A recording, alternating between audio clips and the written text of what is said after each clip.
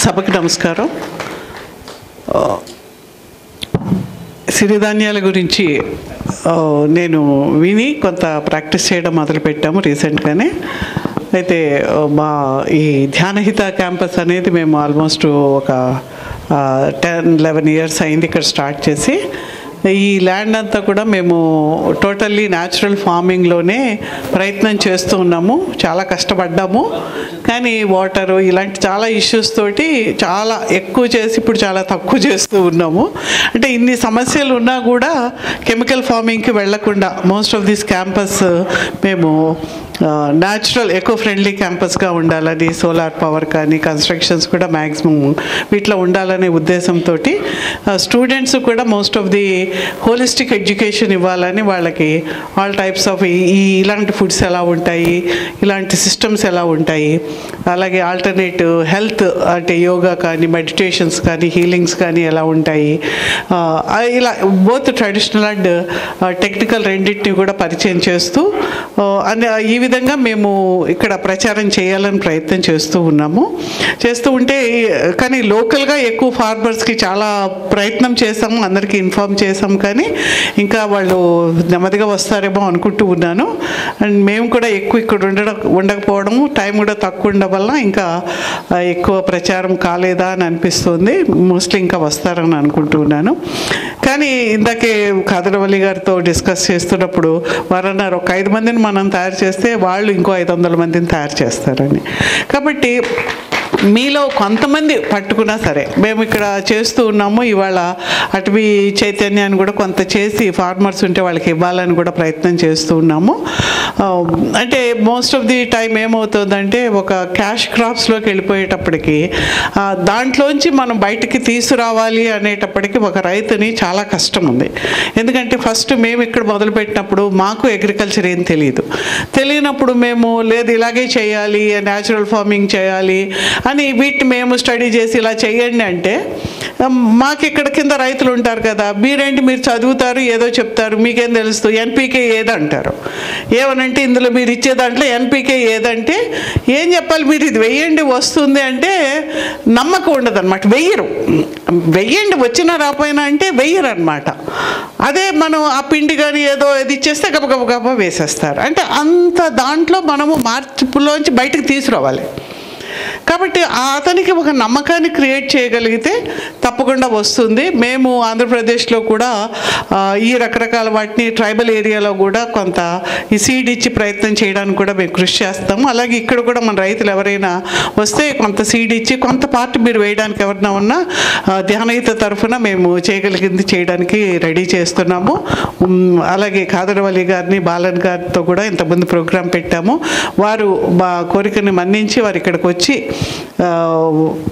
వారి యొక్క ప్రసంగాన్ని మనం వినబోతూ ఉన్నాము. అంటే ఒక మనిషి ఎలా ఉండాలి, మనిషి ఏం కావాలి అనేది మనం తెలుసుకోవాలి. ఏం తింటున్నామో అనేది కాదు. అంటే జనరల్గా ఏంటంటే ఇప్పుడు చూడండి మన కుకింగ్ ఛానల్స్ కానీ ఏదైనా భోజనం తిండి అనేటప్పటికి అందరూ ఇంట్రెస్ట్గా చూస్తాము. కానీ నాకు మెయిన్గా కాదరవల్లి గారు దాంట్లో నచ్చింది ఏంటంటే when we compared so many రకరకాల డైట్స్ మనకు కనిపిస్తూ ఉంటాయి. వెస్ట్రన్ వరల్డ్లో చూసిన యాట్కిన్స్ డైట్ అని ఇలా రకరకాల ఈ మధ్య కీటో డైట్ అని ఇలా రకరకాలు వచ్చినప్పుడు ఏంటంటే మనిషి తాను ఆరోగ్యంగా ఉండడానికి పైగా ఏదో తినడానికి ఫిజికల్గా ఒకటి ఉండాలి. నేను మెడిటేషన్ హీలింగ్ చెప్తే పెద్ద వినరు. అంటే అందులో ఏమి తినడానికి లోపల లేదు కాబట్టి నువ్వు కూర్చుని నువ్వు కళ్ళు మూసుకుని నీ మైండ్తో చేయంటే అబ్బా ఏం చేస్తాంలే అని కొంచెం ఉంటుంది.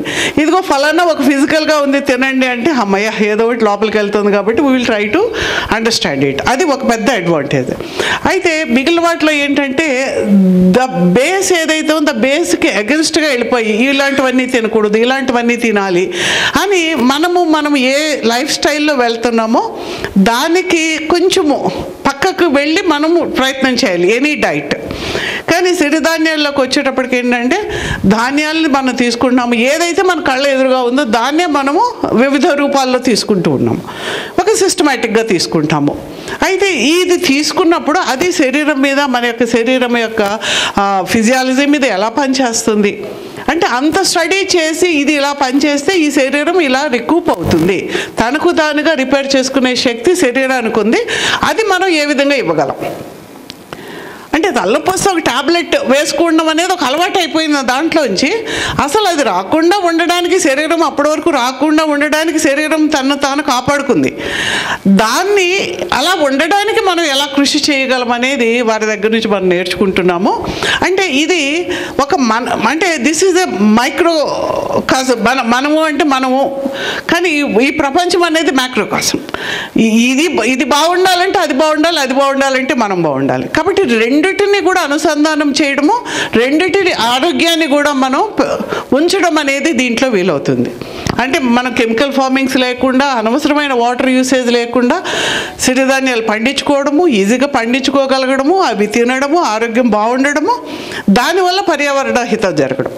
మనం ఇవాళ చూస్తుంటే ప్రపంచం నలుమూల, ఈ మూల నుంచి ఆ మూలకి వరదలు, తుఫాన్లు, భూకంపాలు ఏదో ఒకటి తప్ప లేని దేశం అనేది లేకుండా ఉంది.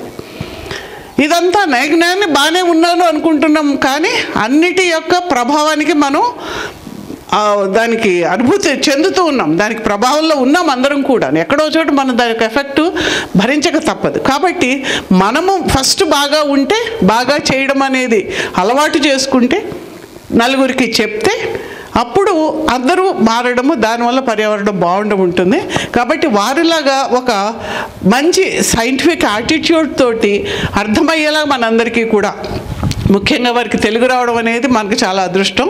ఎందుకంటే రైతులకి చెప్పాలి అనేటప్పటికీ ఇప్పుడు వారు చెప్పింది ఇంగ్లీష్లోనూ కన్నడలోనూ అలాంటి వాళ్ళు అర్థం చేసుకుని సగం మేము మార్చేసి చెప్పకుండా యాజ్ ఇట్ ఈజ్గా వాళ్ళకి వెళ్తుంది. కాబట్టి అదొక అదృష్టంగా నేను భావిస్తున్నాను. కాబట్టి మీరు అందరూ కూడా వాడడము, వాడేలా చూడడము, మీరు ఎప్పుడైతే కొంటూ ఉన్నారో రైతులకు కూడా ఒక ధైర్యం వస్తుంది. కాబట్టి ఇదంతా ఒక ఉద్యమంలా మారాలని నేను ఆశిస్తున్నాను. అలాగే మా ధ్యానహితలో మేము కూడా గోశాల ఉంది, దాంట్లోంచి cow based products, cow based అగ్రికల్చరే కాకుండా కౌ బేస్డ్ ప్రోడక్ట్స్ కూడా మేము చేస్తాము. అంటే ఒక కెమికల్వి మనం రెగ్యులర్గా వాడకుండా ఉండడానికి ఏవేవి అవసరమో వాటిని మేము ప్రయత్నం చేస్తూ ఉన్నాము. అలాగా మాకు ఈ క్యాంపస్కి వారు వచ్చి మాకు అవకాశం ఇచ్చినందుకు వారికి కృతజ్ఞతలు. నమస్కారం అండి. బాలన్ గారికి నమస్కారము. దీనికి మాకు ఈ అవకాశాన్ని ఇచ్చిన రాంబాబు గారికి, దత్తా గారికి, వీరందరికీ కూడా మా కృతజ్ఞతలు. అలాగే సమయాన్ని కేటాయించిన సుబ్బారావు గారికి కూడా మా కృతజ్ఞతలు. థ్యాంక్ యూ అండి. ఇప్పుడు AP government special secretary, skill development board chairman Subbarao గారు మాట్లాడతారు.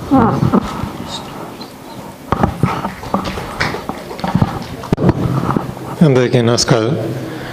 నా స్పీచెస్తో ఇప్పుడు మిమ్మల్ని టార్చర్ పెట్టడం నాకు ఇష్టం లేదు. మనమంతా డాక్టర్ కాదర్ గారు ఇక్కడ రావటం, ఆ కార్యక్రమం చాలా ముఖ్యం మనకి. కానీ మనం డెవలప్మెంట్స్ అనే ధ్యాసలో పడి మనం ఏ డైరెక్షన్లో వెళ్తున్నామని తెలియని పరిస్థితిలో కొట్టుకుంటున్నాం. మనం ఇక్కడ ఈ ప్లేస్ అని కాదు, ఈ రాష్ట్రం అని కాదు, చుట్టుపక్కల రాష్ట్రాలని కాదు, దేశం కానీ ఒక రాంగ్ డైరెక్షన్లో మనం వెళ్తున్నప్పుడు దాన్ని నిలబడి ఇవి కాదు ఎసెన్షియల్ ఎలిమెంట్స్ ఇవి అని ఫార్ములేట్ చేసి అవన్నీ కూడా సరిగా హేస్టీగా వెళ్ళి ముందుకు తీసుకెళ్తే ఒక దెబ్బతో బోల్తా పడతాం.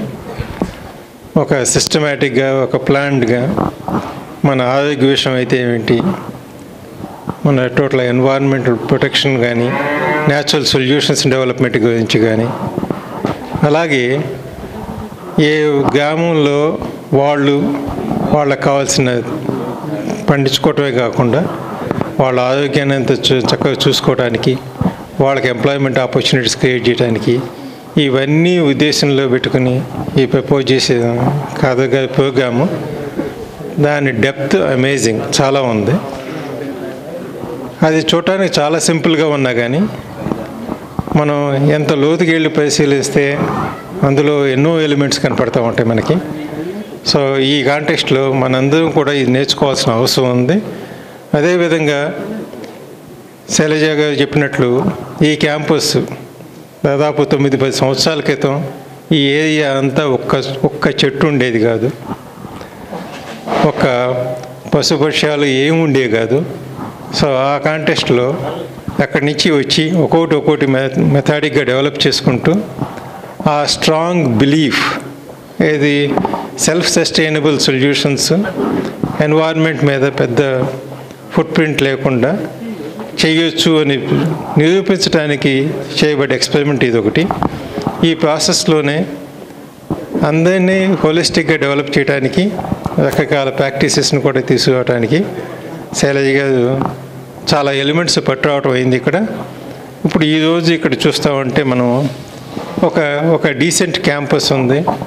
మన చాలామంది ఇక్కడికి విజిట్ చేయటం కానీ చూసి వెళ్ళటం కానీ అంత చేస్తూ ఉంటారు. మనం ఇక్కడ మన స్కూల్లో పిల్లల మీద ప్రెషర్ అంటూ ఉండదు, ఎడ్యుకేషన్ మార్క్స్ అంటూ పెద్దగా ఉండదు. కానీ వాళ్ళకి బ్రాడ్ బేస్డ్ ఎడ్యుకేషన్, వాళ్ళ అవేర్నెస్ అది చాలా ఎక్కువగా ఉంటుంది. సో మేము ఈ ఎక్స్పెరిమెంట్ ఈసారి మిల్లెట్స్ ఇక్కడ వేయటం కూడా అయ్యింది. 5 రకాల మిల్లెట్స్ అవి సాగులో ఉన్నాయి. మీరంతా కూడా తర్వాత వెళ్ళి చూడొచ్చు లంచ్ టైంలో. దాని నుంచి కూడా మేము కూడా నేర్చుకుంటున్నాం.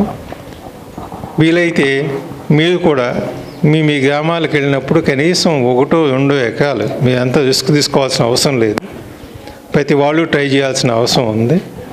ఇక్కడ మనం చూస్తూ ఉంటే గత కొద్ది సంవత్సరాలుగా మన తెలుగు రాష్ట్రాల్లో ఎన్ని వందల కోట్లు మనం ఇరిగేషన్ ఈ ప్రాజెక్ట్స్ రకరకాలుగా వెళ్తున్నాం. మనం నీరు కావాల్సింది, కానీ దాన్ని మనం సరైన సొల్యూషన్ దాన్ని డిస్ట్రాయ్ చేసుకుంటూ వేరే రూపంలో వాటిని తీసుకురావటం అనేది కూడా అర్థం లేని పని. ఇప్పుడు మనం పర్ డ్రాప్ ఎంత ప్రొడ్యూస్ చేయగలము, ఎన్వైరన్మెంట్ మీద ఎంత ఫుట్ ప్రింట్ ఉంది, ఇవన్నీ మనం క్యాలిక్యులేట్ చేసుకుని ఎంత తక్కువ ఇన్పుట్స్తో మనం వీటిని ప్రొడ్యూస్ చేయగలమంటే మనకి చాలా ఎఫెక్టివ్గా ఇవన్నీ ప్రాసెస్ చేయడానికి వీలవుతుంది. అదేవిధంగా మన ఆరోగ్యానికి చాలా ఉపయోగం ఇవన్నీ. ఇవి మీరు గమనించి వీటిని మీరంతా కూడా మీ ప్లేసెస్కి వెళ్ళినప్పుడు 1 ఎకరం 1/2 acre 2 acres మీరు మొదలుపెట్టి చేయండి. And you can take the support from our team here. ఇక్కడ దత్తా గారు, దీక్షితులు గారు అని వాళ్ళు ఇనిషియేటివ్ తీసుకుని ఇక్కడ ప్రాక్టీస్ చేస్తున్నారు. అదేవిధంగా ఈ అటవీ చైతన్యం అనేది చాలా ఇంపార్టెంట్. దీనివల్ల మొత్తం సాయిల్ మార్చడానికి ఎన్నో వేల సంవత్సరాల నుండి ఎవళ్ళు పట్టించుకొని ప్లేస్లలో కూడా అవన్నీ చక్కగా తయారు అవుతున్నాయి అంటే దానికి కారణం అక్కడ ఉన్న టోటల్ ఎన్వైర్న్మెంట్. అది చాలా కష్టపడి వాటన్నిటిని తీసుకొచ్చి కల్చర్ అనేది ఇవ్వటం, దాన్ని ఎట్లా ఉపయోగించుకోవాలో చెప్పటం, అది మనం ఇక్కడ కూడా డెవలప్ చేస్తున్నాము. ఇదంతా ఉంది, మీరంతా కూడా తీసుకెళ్ళచ్చు, దాన్ని అప్లై చేయండి. ఒక 5 నెలలు 6 నెలల్లో మీ సాయిల్ అనేది కంప్లీట్గా మార్చేసి చాలా బ్యూటిఫుల్ సాయిల్ కింద చేయించండి. సో ఈ విధంగా మనం ముందుకు పోవడానికి చాలా అవకాశాలు ఉన్నాయి. ఇక్కడికి వచ్చిన ప్రతి వాళ్ళు కూడా మీరు మీ ఫ్యామిలీస్ మీ నేబర్హుడ్ని సెన్సిటైజ్ చేయటం, వాళ్ళ ఆరోగ్యం కొరకు ఒక్క ఫ్యామిలీలో ఉన్న పెయిన్ సఫరింగ్ చాలా ఎక్కువగా ఉంది ఈ రోజుల్లో. ఏ ఒక్కళ్ళనైనా టచ్ చేయండి, వాళ్ళ ఫ్యామిలీలో కానీ రిలేటివ్స్లో కానీ ఈ క్రానిక్ ప్రాబ్లమ్స్ లేని వాళ్ళు అంటూ లేదు. దానివల్ల వాళ్ళ ఫ్యామిలీ మీద చాలా బర్డెన్ అదంతా ఉంది. లక్షలు డబ్బులు గుమ్మించినా కానీ సొల్యూషన్ లేని పరిస్థితుల్లో. సో ఈ పరిస్థితుల్లో మనకి ఒక డీసెంట్ సొల్యూషన్ కావాలంటే ఇది ఒకటే మార్గం కనపడతా ఉంది. దాన్ని మీరు ఏమి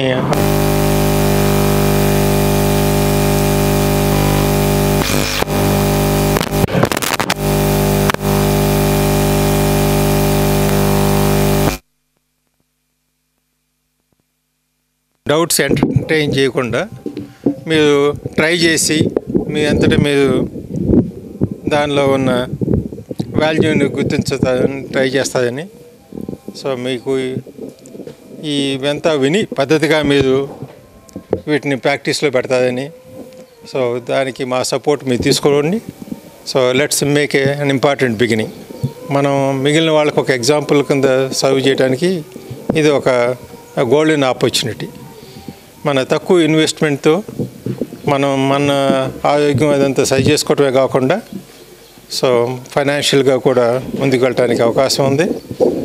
సో ఇవన్నీ దృష్టిలో పెట్టుకుని మనం ఈరోజు కాదర్ గారు లాంటి వాళ్ళు ఒక రిమోట్ ఏరియాకి రావటం విశేషం. ఓకే, మీరు ఎంత మనీ ఖర్చు పెడతానికి రెడీగా ఉన్నా అటువంటి వాళ్ళు ఇక్కడ రావటం అనేది మన అదృష్టం అనుకోవాలి. So let's make the most out of that. మీ అంతా కూడా మీ మీ సలహాలు, మీ డౌట్స్ అన్నీ కూడా క్లారిఫై చేసుకోండి. ఆయన ఒక పెద్ద ఓషన్. సో ఇందులో మనకి ఏ సైడ్ నుంచి టచ్ చేసినా మనకి తెలియని డైమెన్షన్స్ చాలా ఉన్నాయి అనేది ఎక్కువ టైం పడుతుంది మనకు అర్థం కావడానికి. సో మీ డౌట్స్ని ఏమి హెజిటేట్ చేయకుండా అడగటం, వాటికి సమాధానాలు తెప్పించుకోవటం, వాటిని ప్రాక్టీస్లో పెడతానికి ముందు సో మీరంతా కోఆపరేట్ చేస్తుందని నాకు ఈ అవకాశం ఇచ్చిన దానికి మీ అందరికీ కృతజ్ఞతలు చెప్తూ మీకు తీసుకుంటాను.